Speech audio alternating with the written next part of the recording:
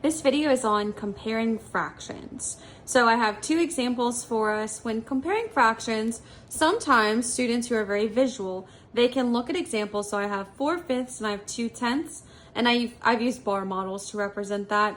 So over here I have 4 parts shaded out of 5. Over here, 2 parts shaded out of 10.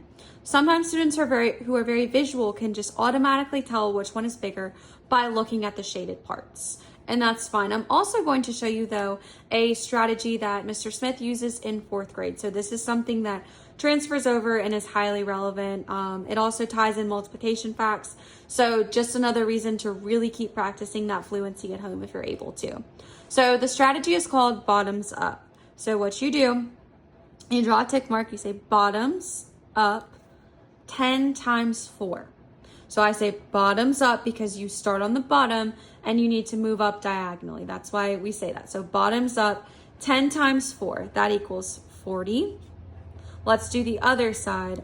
Bottoms up 5 times 2 is 10.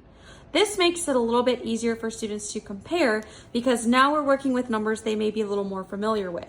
So out of 40 and 10, we know that 40 is bigger. So 4/5 is greater than 2/10. And again, this is the same strategy that they will use in 4th grade. Now moving down to example 2, I have 6/7 and 3/4. This one's a little bit closer looking with the models as opposed to example 1. It was kind of a little more obvious which one might be bigger. So let's do our bottoms up strategy to help us here. So bottoms up, 4 times 6 is 24. Bottoms up, 7 times 3 is 21. Like I said, this one's a little bit closer, so it really helps to do that. But 24 and 21, the bigger number is going to be 24. So 6/7 is greater than 3/4.